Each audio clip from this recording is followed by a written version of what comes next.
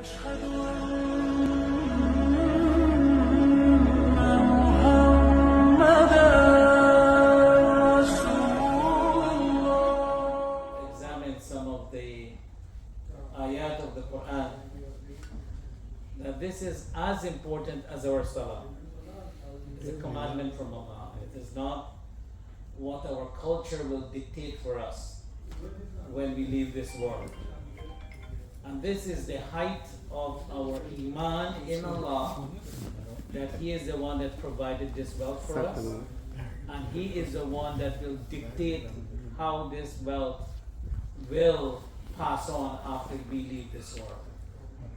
And so it is not a simple issue. I know many cultures that we come from,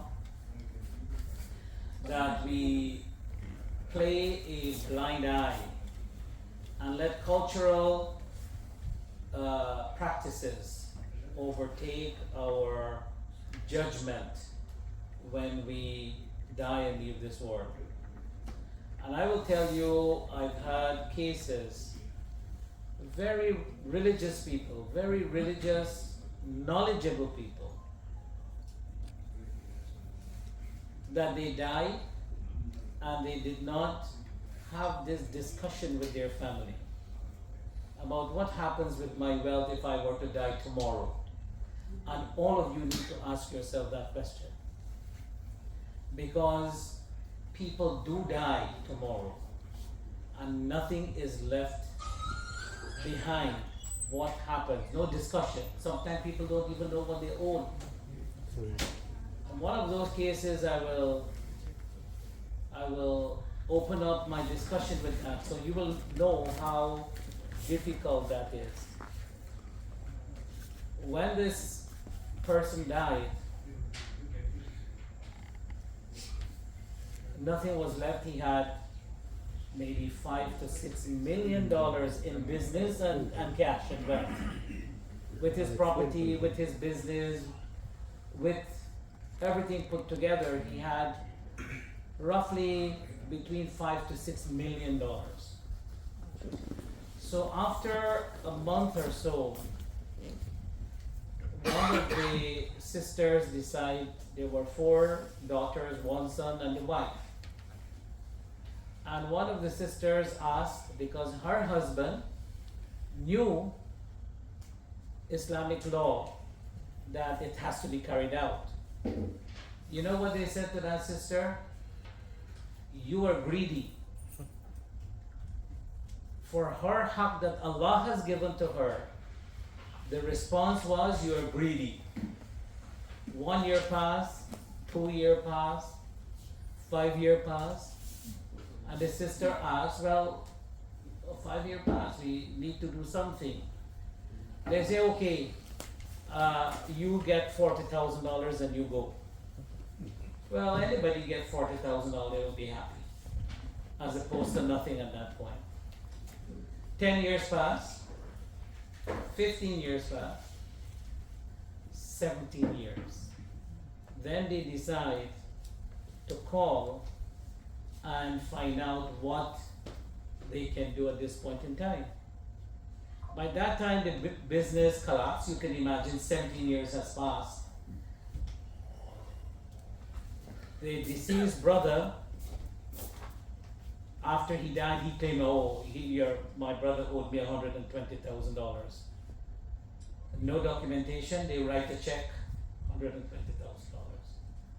And by the time they're ready to give out that money, instead of each of the daughters could have gotten $500,000 and the son could have gotten $1 million in inheritance, the girls got $45,000 because everything finished. And how are you going to trace back 17 years? Who's going to take that responsibility?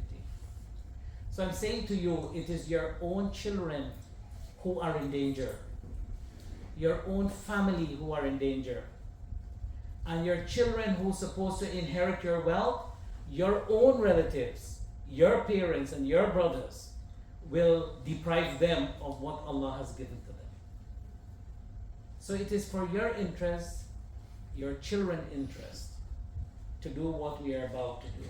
So this is not just an ordinary session. This is each one of us. If you have $100 or more, and I'm sure we have a lot more than $100. It is always good to have a conversation.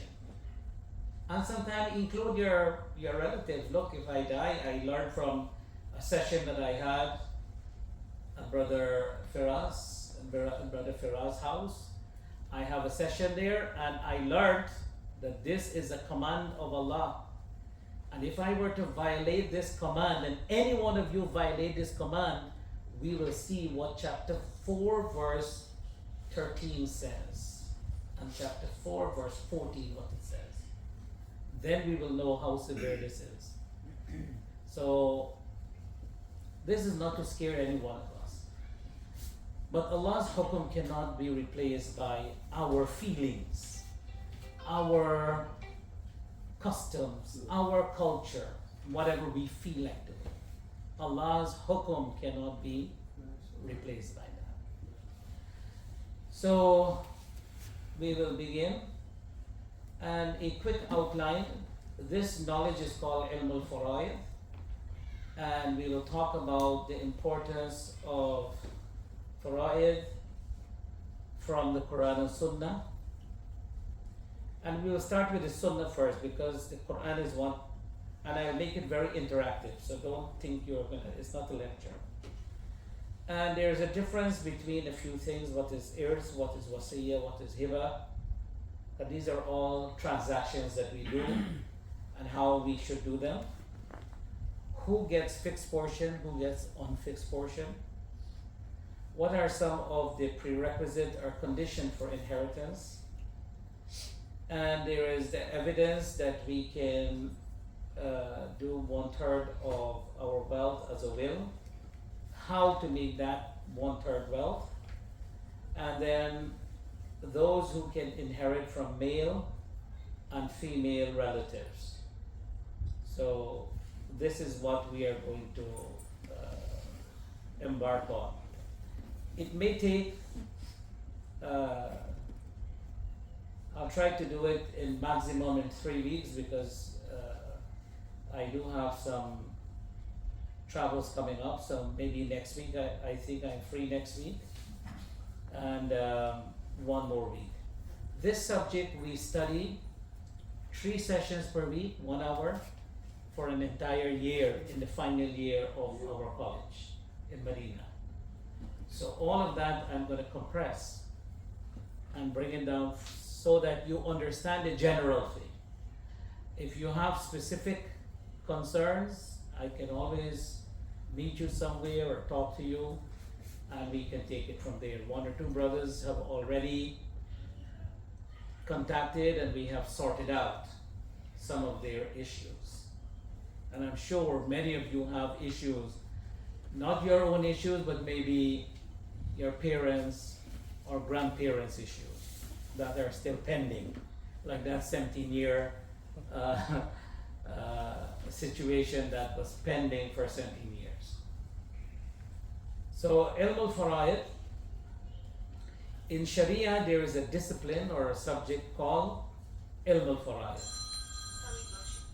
And as I mentioned, that this aspect of Sharia is highly neglected by Muslims. And the ideals or it deals with rules of calculating. So I think all of you know math very well, so that part of it will be easy. When I was doing it in Medina, this was a hard part for students from different parts of the world. Alhamdulillah, we were math oriented. I remember when I wrote my GCE exam, British exam, and my math teacher came up to me and said, "Khan, how did you do?" I said, "Sir, of all the subjects I did, if it was one subject I'm going to pass, it's math." I was that confident. In math. And by the way, my first job was a math teacher. So tells you how much. Now the brain's gone a little, and with all this gadget in your pocket, in your phone, it calculates for you. you barely know your address if somebody asks you what's your address. Or better yet, your phone number. So it deals with rules of calculating and dividing the inheritance and distributing it so each of the heirs receive the right share according to Quran and Sunnah. So there are two parts of it. There is the theory part of it, who gets what and under what condition, and there is a calculation part of it, the math part of it, which is the easier part for pretty much most of us. So the theory part is what you will have to understand and sometimes try to get a better grasp of that. So we'll start from the Sunnah. We said Quran and Sunnah, but we'll start from the Sunnah. And Ibn Abbas radiyallahu anhuma qala Rasul sallallahu alayhi wa sallam اقسموا المال بين أهل الفرائض على كتاب الله كما تركت الفرائض لأولي الرجل الذكر.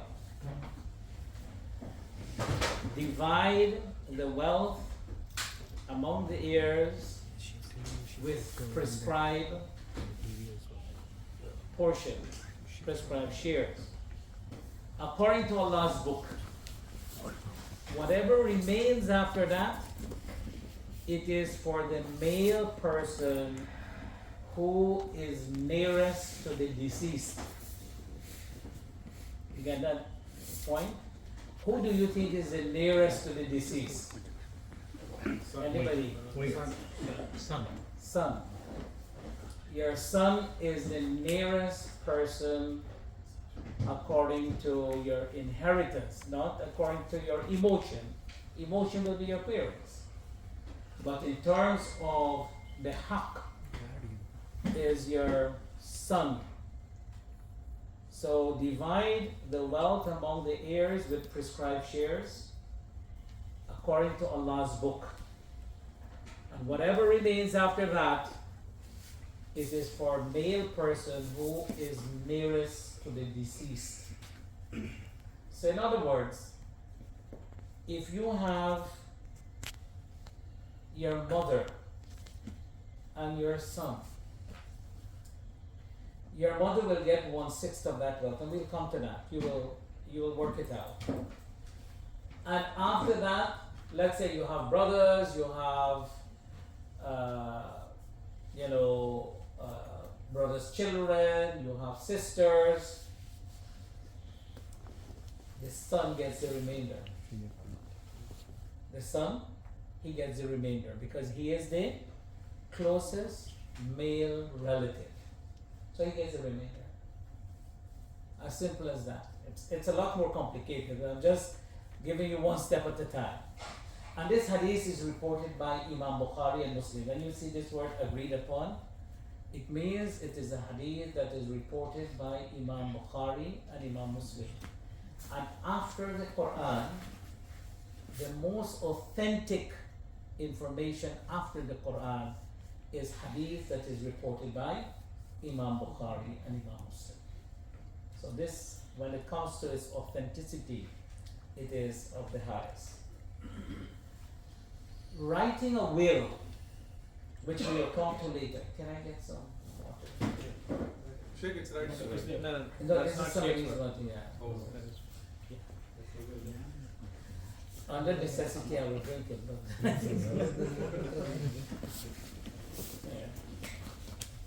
Good morning. Oh, okay. He's the one that feels it. Yeah.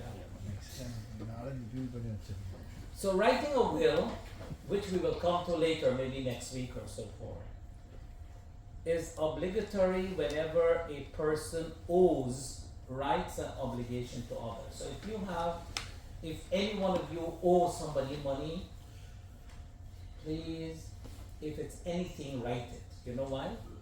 Because your own relatives are going to come, and if your children are small and your wife is stuck here in America, they will come and say, you know what, your husband owes me $100,000, he took it from me, and I would need to have it back. She would say, I don't know. He would say, yes, we had that arrangement. I don't know if he said to you, don't let that happen. Because who you are depriving of is your children. And money has become the source of the biggest massacre on the face of this earth. On the face of this earth, money, and that's where we are right now. Oil, all this war that we are in, that we are talking about, is because of money. You think they care about Islam? Islam is just the forefront. What they care about is the oil and the resources that are there in our country. You don't have resources, they don't even bat an eye on you. They could care less. You know, Guyana, where I come from, Guyana was at one time a poor nation. Nobody cares about Guyana. Nobody. We found oil and it started pumping at the beginning of COVID. And I am telling you, the rush in this little country called Guyana, it will be amazing. It's next to Venezuela, so you know we have lots of oil now. So you can imagine when we used to travel going back home in the 90s, late 90s, 2000, 2015, up until 2020, 99% of the people traveling on that plane are Guyanese. Now, if you go on the plane from New York or Miami or Houston, wherever it goes to Guyana, you will be lucky if you find Guyanese on that plane other than yourself. Because people just want to know you have money. Brother, it doesn't matter. Parents, unfortunately. Children fight parents, parents fight children for money. As I tell you, in this circumstance, one of the children knew the law of inheritance, and when she said to the, and these are people who pray 5 times a day. This is not like fast in Ramadan. No, these are people who are activists. They are upright in their deed, and when the girl asked for their inheritance, she was told that she was greedy. So you can imagine what happens in sometimes of the best of homes. Alright, so I'm just saying to you, if you owe any relative, any friend, any money, at least tell your wife, and if your children are old enough, or document it, and say, I owe this person, or I don't owe anybody. You can say that. As of now, like every 2-3 months, you upgrade some document and say, I do not owe anybody any money. So if anybody comes to claim any money from my inheritance, they will be lying. And sometimes you don't want to break up relationship, your emotion at that time. That's when they come and say, give me this money. Your husband or my brother, whatever it is, owed me this money. So it's good to have, especially when you owe somebody or when somebody owes you. When somebody owes you, it's good to have something written out. That I lent so and so this amount of money. And have some proof that you do it. If you don't have that proof, well, goodbye. Whether it's $10 or $100,000, goodbye for that when you're dead. Very muttaqi person will come and say, you know what? I'm afraid of Allah. I owed your husband this amount of money, or I owed my brother this money. Here it is. I don't want to go to my grave with it. Sometimes some people wait till last moment to say, you know, I had owed you something, let me give it before I leave this world. So this ensured that such rights are neither lost nor overlooked after one's death. In this regard, the Prophet ﷺ said, ما حق امرئ مسلم له شيء يوصي فيه يبيت ليلتين إلا وصيته مكتوبة عنده. And this hadith is also reported by Imam Bukhari and Muslim. It is not permissible for any Muslim who has something to will to stay for 2 nights without having his last will and testament written and kept ready with him. This is not wishing for death, because before we come into this world, before this world was created 50,000 years, everything was written down. When we're going to live, when we're going to die.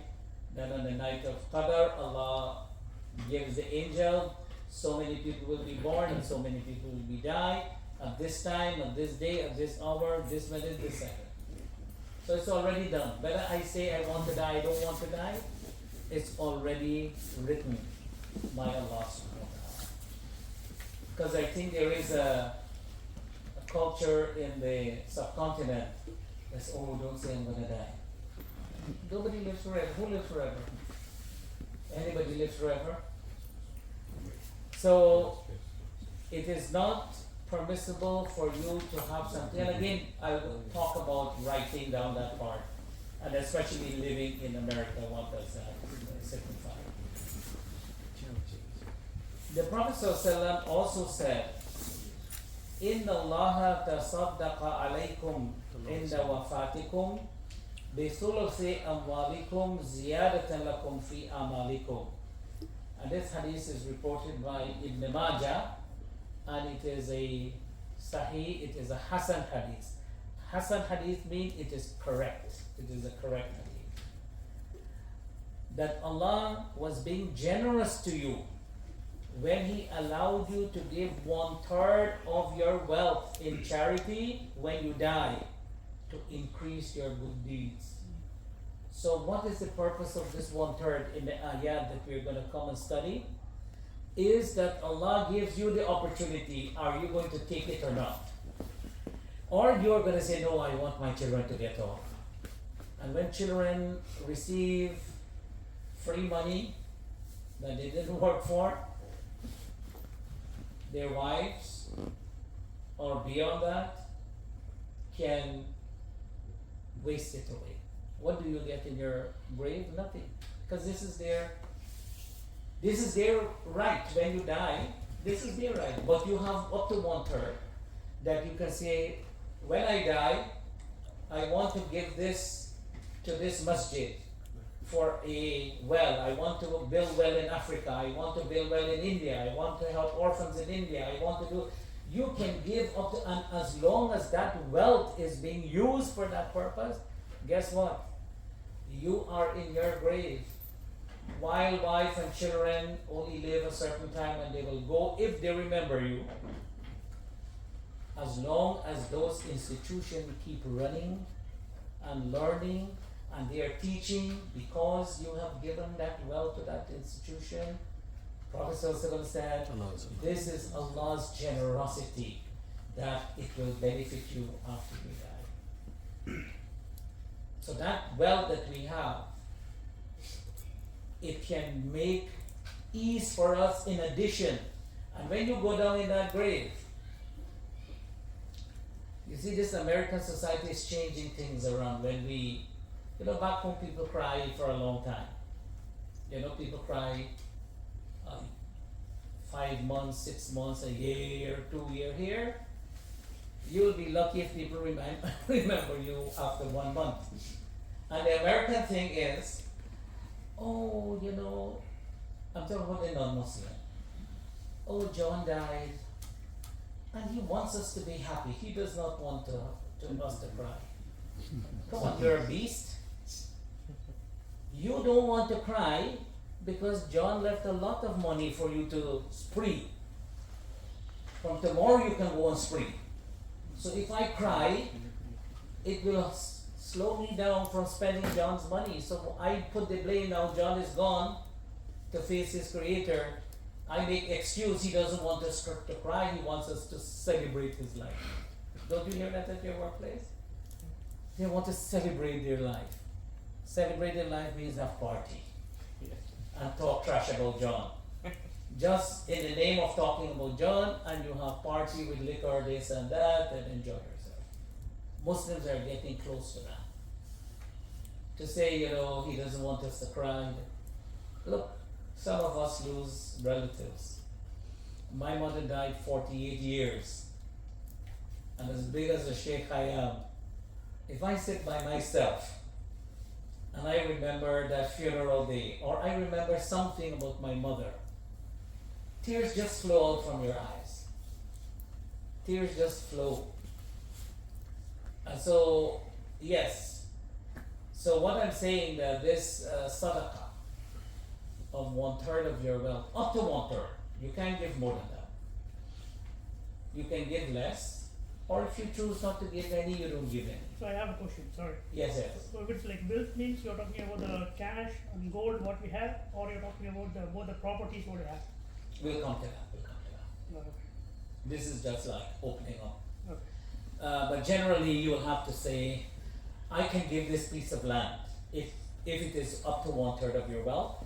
I give this land to build a homeless shelter for the Muslim community or for orphans, whatever it is. Yeah. So it doesn't necessarily have to be cash. That makes sense, yeah. Yeah. From the Quran, and there are 4 verses. 4 verses. And these verses are what it takes a whole year to study in details. But we are just going to spend this 2-3 weeks and have a general idea what these verses are saying. So it's chapter 4, verse 11, that talks about children and parents' inheritance. Chapter 4, verse 12, that talks about spouses, husband and wife, and maternal siblings. Verses 13 and 14 talks about the consequences. You remember we talked about the consequences? We gathered in these 2 verses. And the last verse is chapter 4, verse 176, that talks about your full siblings or your paternal siblings. And we'll give the difference between these kinds of siblings. So these are the 4 ayat. But I put 13 and 14 because one is blessing and one is consequence. So we treat that as one thought. But these are the 4 verses we are going to study. And I want you to go along with me. Chapter 4, verse 11 talks about children as the number 1 that Allah tells us to do, and parents as number 2. So this verse, Bismillahir Rahmanir Rahim, يوصيكم الله في أولادكم للذكر مثل حظ الأنثيين فإن كن نساء فوق 2 فلهن ثلث ما ترك وإن كانت واحدة فلها النصف ولأبويه لكل واحد منهما السدس مما ترك إن كان له ولد فإن لم يكن له ولد وورثه أبواه فلأمه الثلث فإن كان له إخوة فلأمه السدس من بعد وصية يوصي بها أو دين آباؤكم وأبناؤكم لا تدرون أيهم أقرب لكم نفعا فريضة من الله إن الله كان عليما حكيما. So that's verse 11. So let's go piece by piece. Allah begins with the share of the children, and this is the translation, so you will go along. Allah directs you, and this directing here means command. This direct here means commanding you. With regards to your children in matters of inheritance when you die, the share of a male will be twice that of a female. So it means if your father dies or your mother dies, all of us as male children, we get 2 shares if our sisters, who are their daughters, gonna get 1 share. So the daughter will get 1 share sons will get 2 shares. So if you have 5 sisters and 3 brothers, then that share will be 5 for the sister, 1 each, and 2 for each brother, right? So that will be 11 share. We have to break it, that remainder in, and the girls will get 1, 1, 1, 1, 1. 5 sisters, 3 brothers will get 2, 2, and 2. So 11 shares. That's what this means.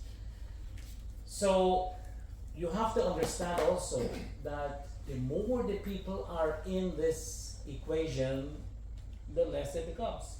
If you're the only son, correct, you get a bigger chunk.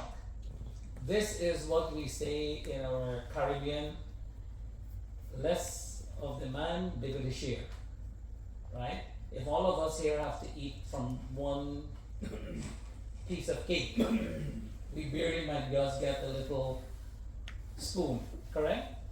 But if I alone sit with that cake all by myself, I eat until I may not able to eat anymore, and it will still be left over. So think about, you call that in Islamic inheritance izdiham. Izdiham means many people. Like you have many siblings. You have, like your mom died, your father died. You have, so anybody here is only child for their parents? Indians have big families. Anybody 2? 2. You're 2. We have a few 2s, yes. 3. 4. You see, as we are going down, they're gonna get less. 5. Allahu Akbar. Salahuddin. Yeah, I can answer. 5. 6.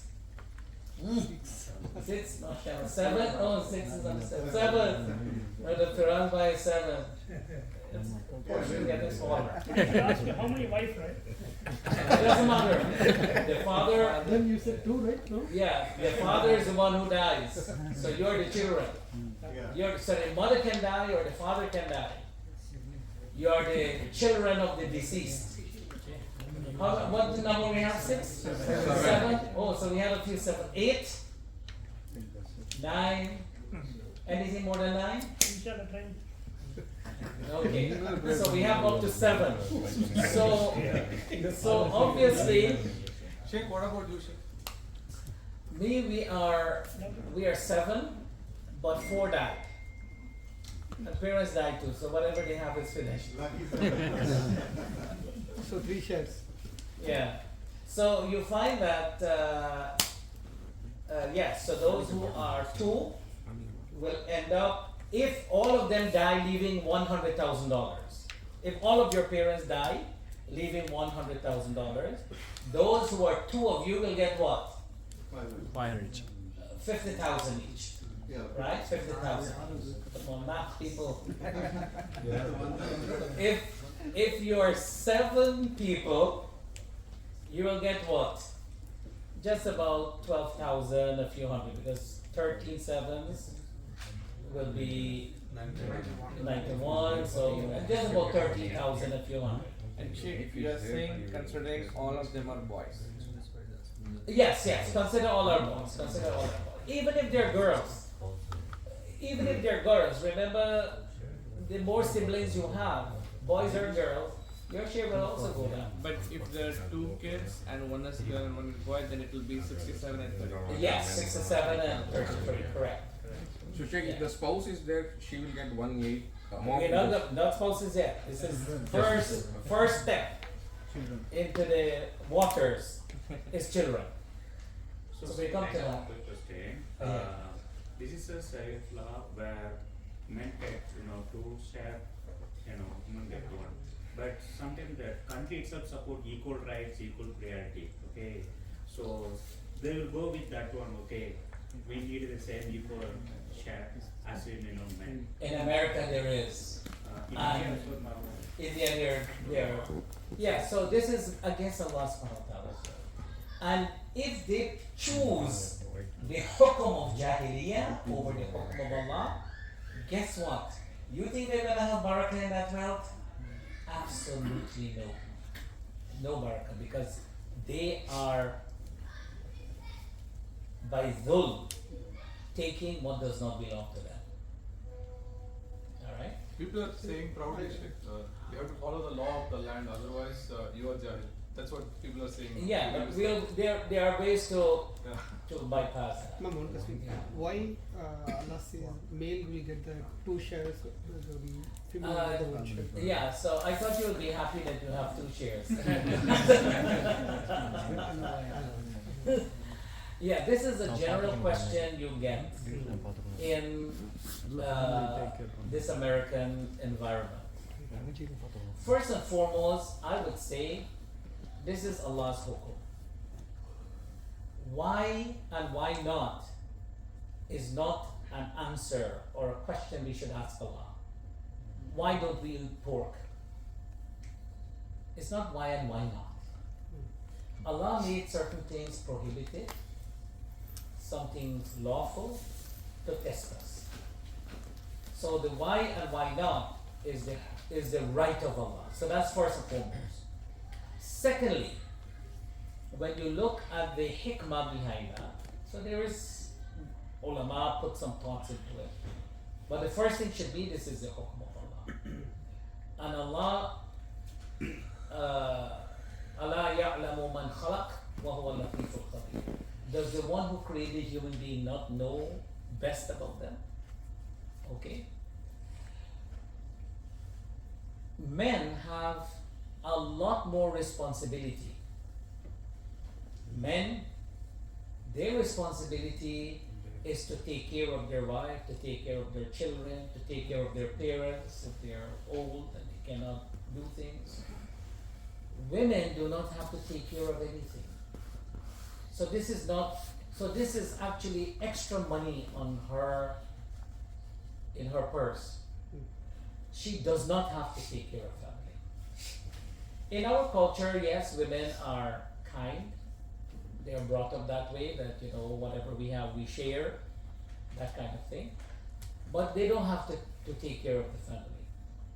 So that is one of the main responsibility, that men have financial obligation that women do not have.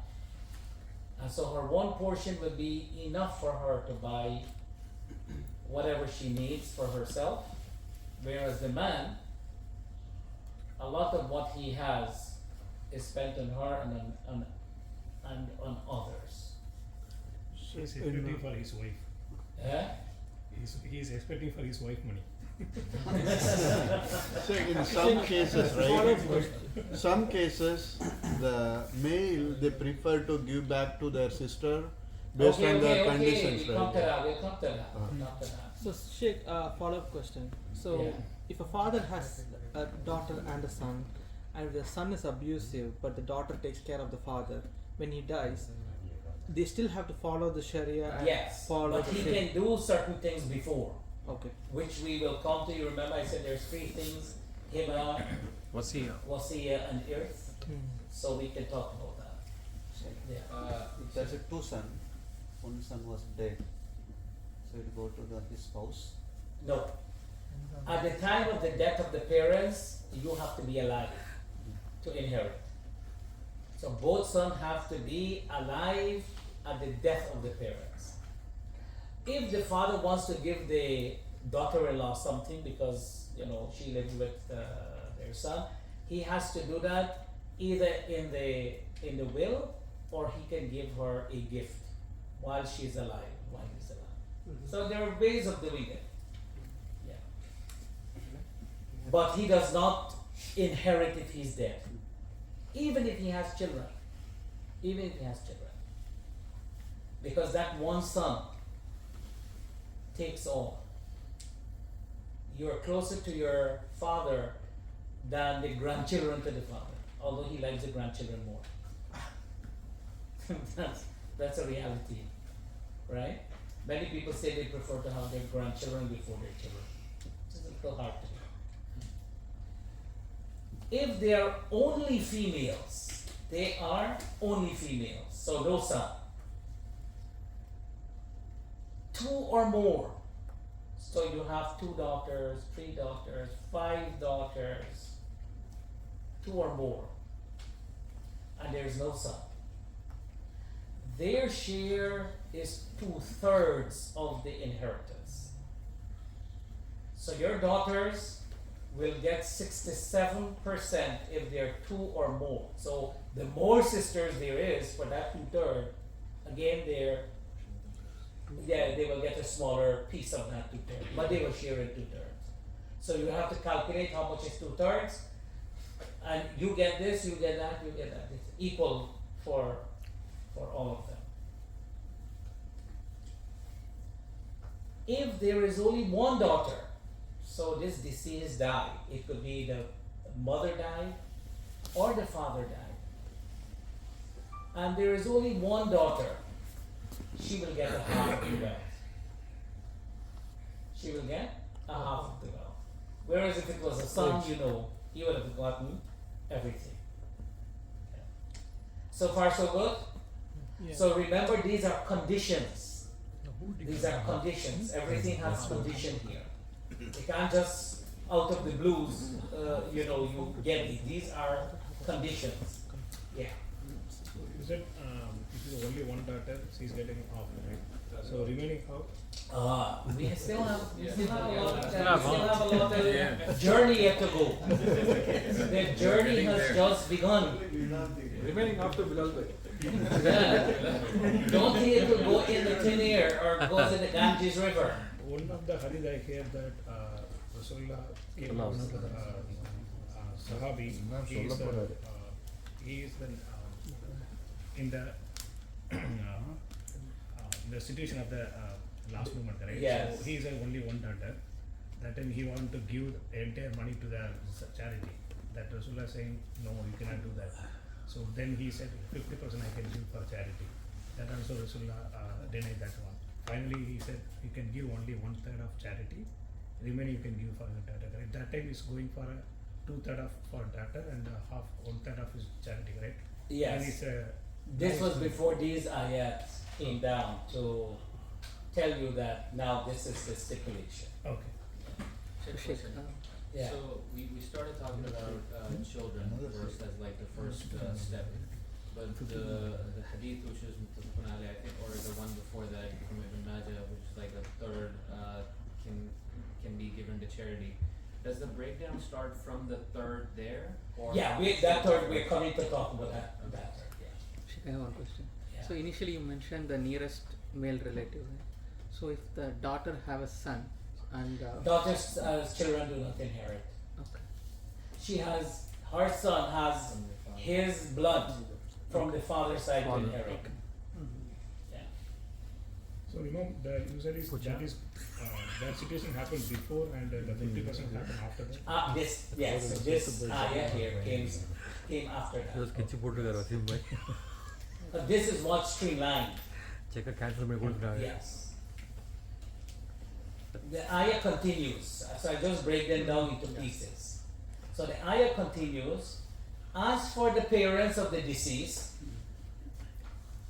so you are the deceased person. We all think of yourself. When you're dealing in inheritance, always think yourself as the dead man.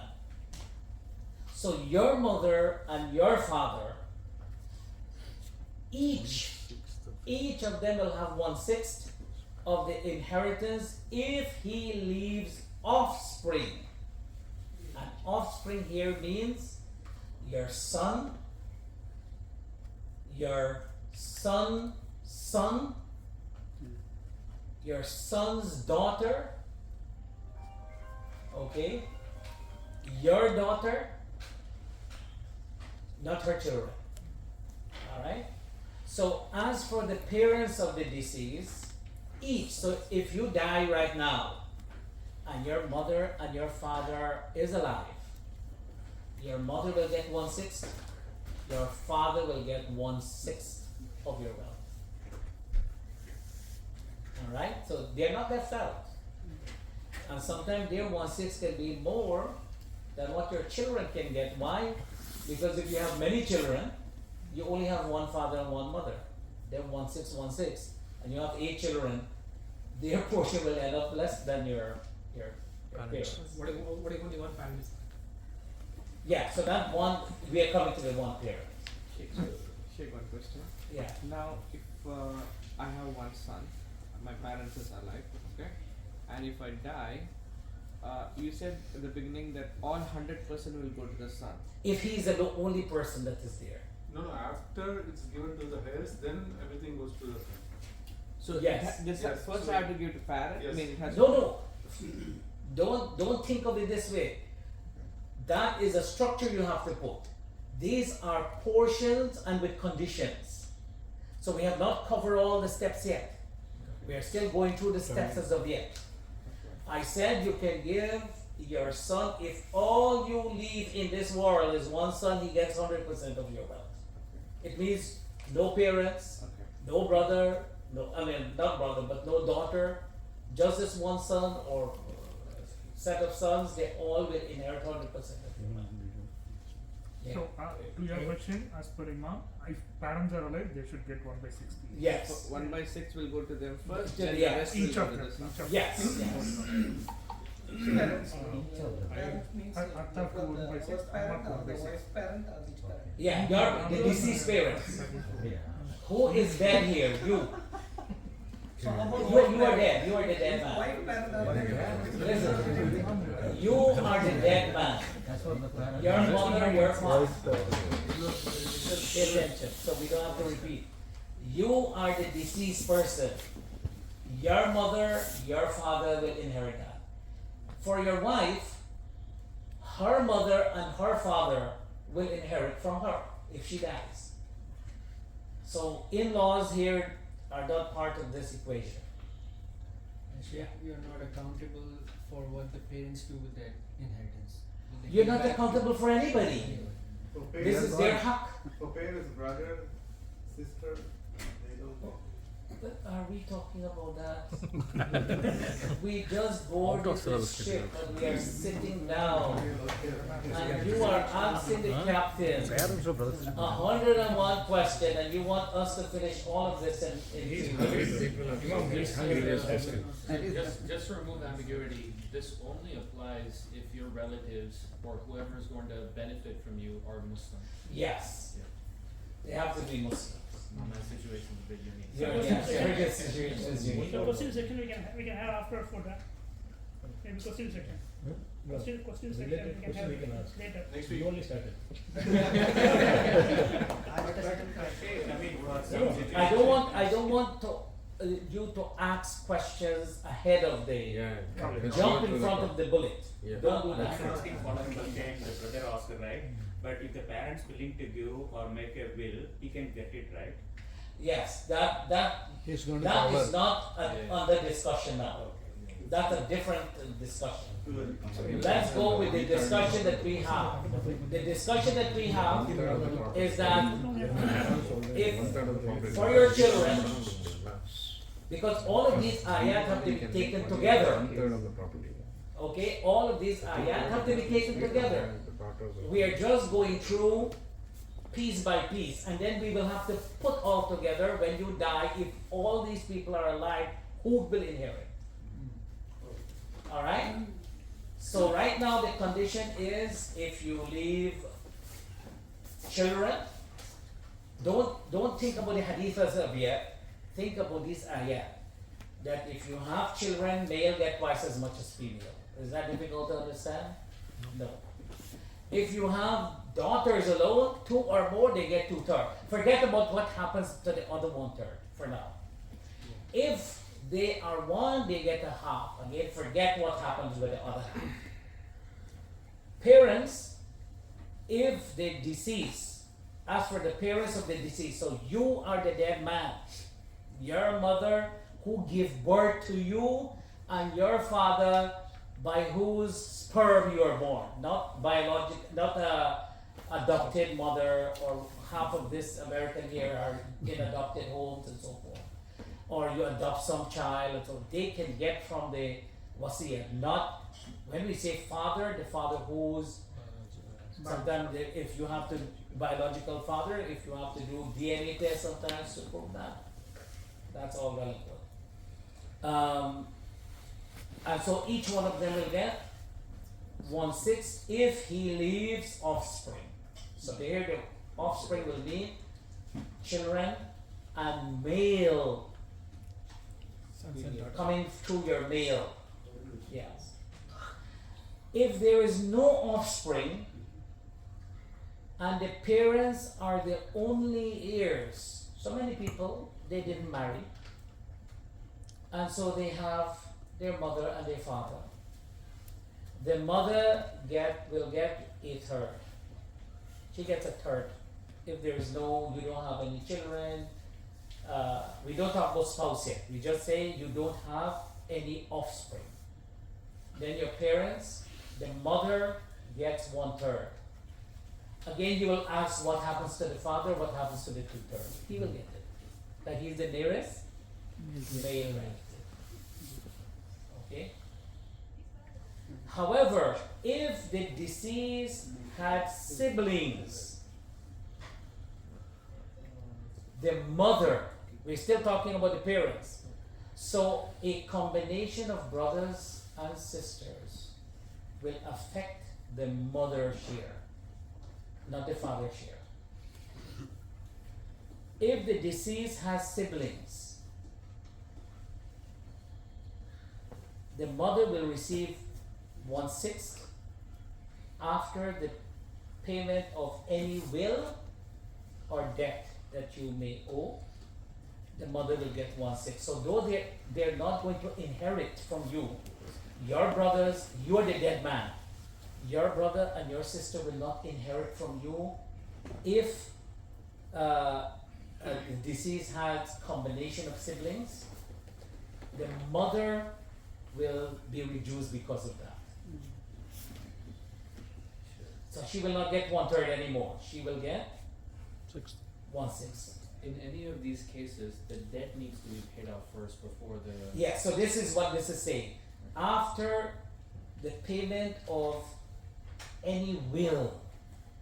So now the will comes in that if you make a will up to 1/3 of your wealth to some charity, to someone who will not inherit, let's say you adopt a child, the child will not be inheriting, but I can leave 1/3 of my wealth in my will for that child. Or I leave 1/3 to build a masjid or a well or some charity. After that is paid off, or I owe somebody money, it means it doesn't belong to me. That money belongs to that person that I owe.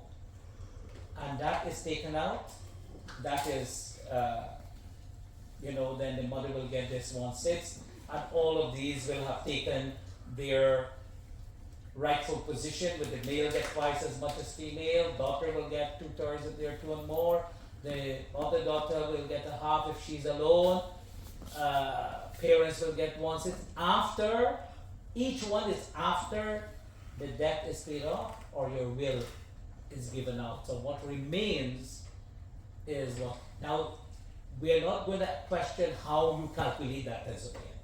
That's not the issue. The issue is understand the portions that people are getting. You do not know which of these people so far, children or parents, you do not know whether your parents or your children is more beneficial to you. You might say, well, my mother treats me badly, my brother gave, or my father does this, my father. Yeah, who take care of you? Who take care of you when you were born, when you grow up, when whatever it is, who took care of you? And what happens when people divorce, the mother puts things in the son ear or the daughter ear, oh, your father is a no good. This is not her right to put, even if he's a no good, he still has to get a portion of your wealth, whether you like it or not. You do not know whether your parents or your children is more beneficial to you. These fixed share are an obligation. From Allah. This is a test. Not everybody who we give our wealth when we die, or who will receive our wealth when we die, are our well-wishers. Okay? Not all of them are our well-wishers. Later on you will come and find brothers and sisters and so forth who are miserable to you. Very miserable to you. But you will have to receive. This is the test. Are you going to do that? Are you going to give that? Some mother leave their children and run away with another man. Miserable to her children. Are we going to say, oh no, no, no? Some children are bad to parents. And you ask that question, what if someone did not take care? This has nothing to do with taking care. This is a test from Allah. Just as how we eat zabiha chicken and zabiha food when the other one is cheaper. Right? We still go and find out and pay 3 times the price, 4 times the price, when we can get a big bag for small change. But we do that because we want to obey Allah. Okay? So this is, you do not know which of them, parents or children, is more beneficial to you. These fixtures are an obligation from Allah. Why do we pray Fajr when the day is long? Why can't we pray Fajr at 10 o'clock? Why do we have to fast all day in summer when Ramadan falls in June and July? Why can't we cut it down to 10 hours? These are tests from Allah. This is where belief comes in. Over our emotion, over our thinking. Sheikh, And Allah is all-knowing, all-wise. Yes. Sheikh, amana is like a debt. Like if somebody is giving me money and Yeah. An amana is a debt. So if somebody says, keep this bag and this computer for me, and I die in the process, this is an amana. You have to give it back. Similarly, when if somebody gives me something to keep, somebody gives me something to keep, and they die, that is an amana I have to give back. If I die, that my family, that's why it is good when something doesn't belong to you, you let your family know, this, what is in this bag here doesn't belong to me. It belongs to so. So if I die, don't ever take out this. This doesn't belong to me. Certain people give me, and as an amana to keep, I have to give them up. So, see, he was asking one question, correct? That when we are going for the inheritance, correct? So, one of the ayah is saying that the 4 steps, correct? First is kafan. Second stage is. Are we coming to kafan yet? No. I'm asking you, simple. It's either yes or no. No. Okay. Then let's wait. Ma'am, So sorry. then let's wait. Ma'am, sorry, I did not understand point number 2 and 3, so I'll have Yes. to interrupt. So, but if there are no offsprings means kids. Yes. Okay, so if I don't have any kids, the parents are the only heirs, and the mother will get 1/3. Yes. What about the other 2/3? The father gets it. nearest The nearest So male the will mother get it. should get minimum 1/3. But in many, yes, she will get a fixed share here. A fixed share of Yes, 1/3 yes. she should get. She should get And the it. other 2/3 I can decide. No, the father, Father gets. the father gets, or the next nearest male relative. Okay. The next nearest male relative. Third point. However, if the deceased has siblings, so when I have brother or sister, Yes. the mother would receive 1/6. Okay. What about the other 5/6? That's where all of this has to come together. So we Okay, so that is we are going to follow we are that. going to follow. Talabai, you cannot decide. இந்த scenario செத்து 6 மாசம் ஆச்சுங்க. Okay, chapter 4, verse 12. We are now coming to spouses. We are coming to spouses and maternal siblings. Now there are 3 types of siblings. I have it somewhere. I don't know. Yeah, the next slide is okay. So spouses and maternal siblings. How many siblings can we have in category of siblings? We can have. Other side. Father side, mother side. You can have both sides, mother and father, Father, yeah. or you can have paternal or maternal. So there are 3 siblings. So how many siblings one can have? How many types of siblings? So you have what you call the full sibling. Full sibling mean your brother and your sister, you're from the same mother and the same father. Your brother or your sister, whoever it is. And it is called akh shakik or ukhtu shakika. Same mother and same father. Or you can have paternal, and the English word for paternal sibling is consanguine. Consanguine. Consanguine means blood. Although the first one is blood, but that's full blood. This one is consanguine, or akh li'ab and ukhtu li'ab. Anybody has akh li'ab and ukhtu li'ab? Meaning you have same father but different mothers. So I have full sibling, or I had full sibling. I still have a akh shakik. And I also had paternal siblings. And the other one is maternal or uterine. Uterine means that you come from the same uterus, the womb. Akh li'um. Anybody has same mother but different fathers? So I did all three. I have all three. I have because my father, he married and his wife died with a son and a daughter. So those are my eldest brother and sister. They passed. But when I was doing Faraj, it was so easy for me because I connected. Oh, this is about my brother. My mother had married before she married my father, and she has one son who's still alive in Canada. So he's my brother from my mother's side, my uterine brother. And when my father married my mother, we were 4 of us. So that 4 It's full siblings. is full siblings. And out of that 4, just me and my full sibling is alive from that union of my father and mother, and 1 from my akh li'um and the akh li'ab they died. So if you don't have that, sometimes it's a little difficult. And by the way, we didn't even know that until we became pretty much in our teens. Then we know, oh my God, this is not. It didn't make a difference. It did not make a difference. As a matter of fact, some of us like our akh li'um more than our own siblings.